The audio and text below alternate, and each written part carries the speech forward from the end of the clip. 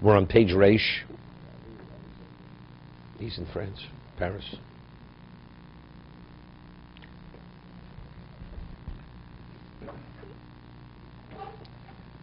A person studies Lishma, he waives his disgrace, his elbow.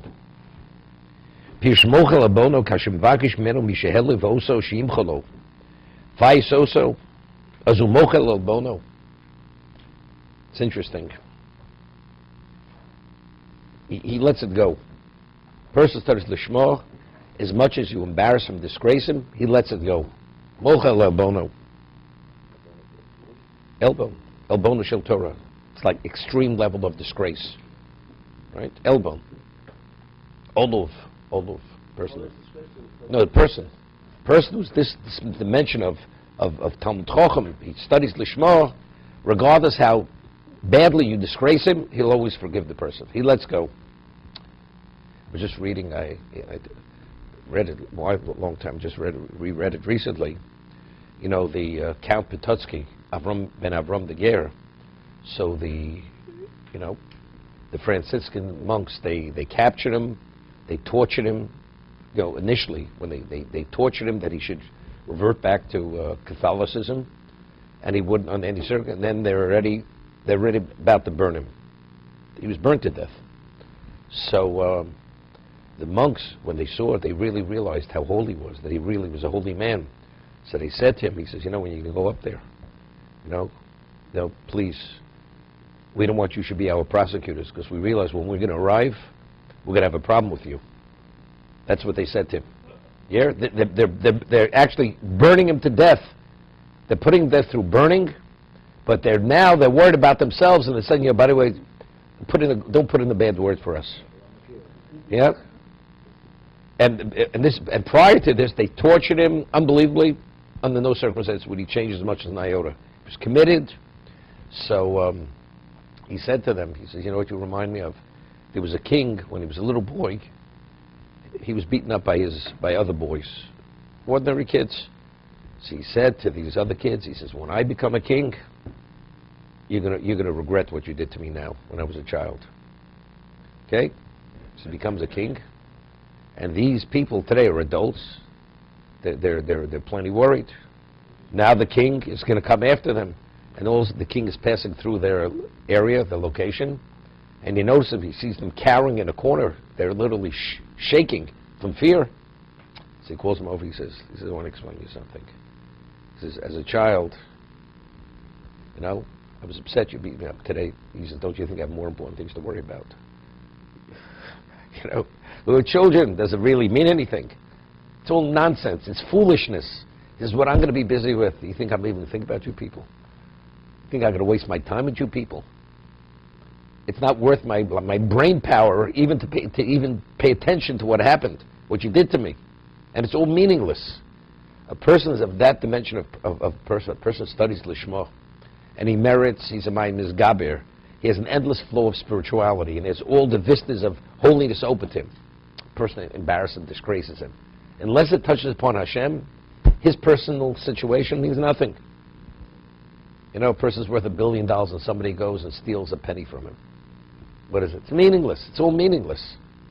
That's why he's Mochel Elbono. 1700s, early 70s. The Vilna Gaon was 29 years old when this happened. The Vilna Gaon lived till he was 73. Okay. G'dispek Rishono. The Perek Rishono. Rabbi Yochel Talmud Chacham she'eno nokem v'noter. Evo kenocha she'eno Talmud Chacham. It says a Talmud Chacham who doesn't take revenge and harbor ill feeling like a snake, like a viper, he's not Talmud Chacham. Talmud Chacham doesn't let go. Umakshi shom haGemara. The Gemara asks immediately. V'amarov kol mavril midos mavilo kol kopshov. This is a person who lets things go. Hashem forgives him. On that the Gemara says, it's speaking where a person did ask forgiveness. A person asked forgiveness. Let's go. And we find Rabbi Yochanan. That's just difficult. Rabbi Yochanan Rish Lakish. Rish Lakish offended him. He made a remark. Definitely, and Ramon Yochanan, and he begged for Mechila. And Rabbi Yochanan's sister, who was Rish Lakish's wife, also begged him, because she realized that he's going to die if he doesn't forgive him. He did die. And ultimately, Rabbi Yochanan actually lost his mind because of it. And he himself died eventually. They prayed that he should die. Because over there was a question of Kavod Torah. It had nothing to do with him personally.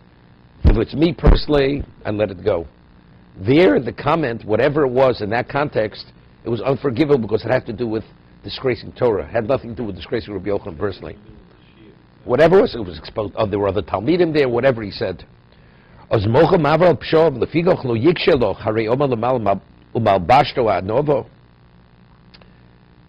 It says he's cloaked in humility. A person's humbled. Of course you forgive.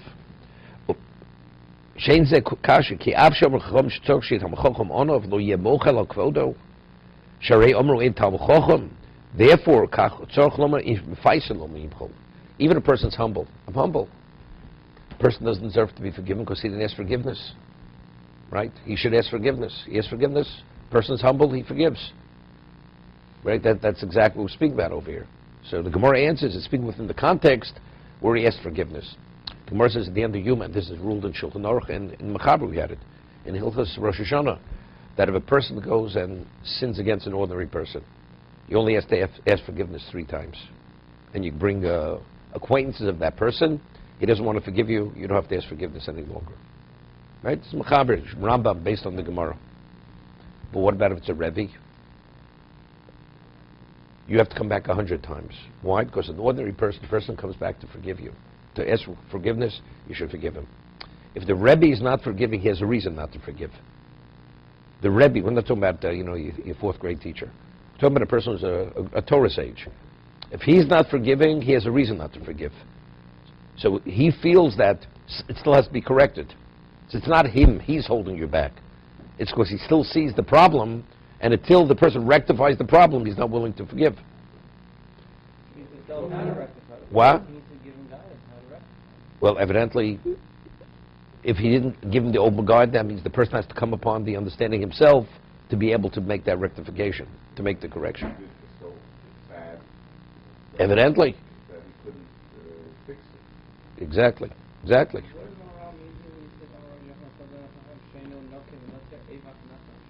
Meaning you don't let go.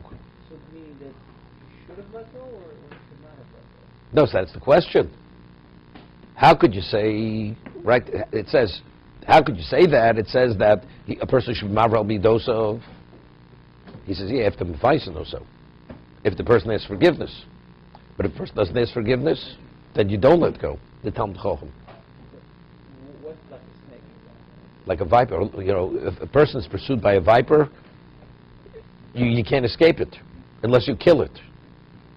That means the Talmud doesn't let up. That was offended. That was offended. Should not let go. Says, well, that's what we're talking about. And the Moran's is speaking where he didn't ask forgiveness. If he asked forgiveness, of course he lets go.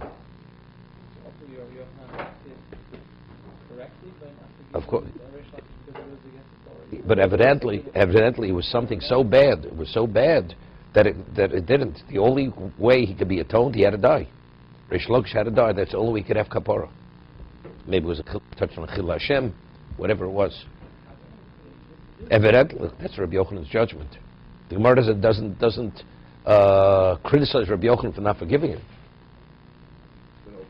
And Rabbi Yochanan understood what the consequence of this means for himself. So do we know what that was?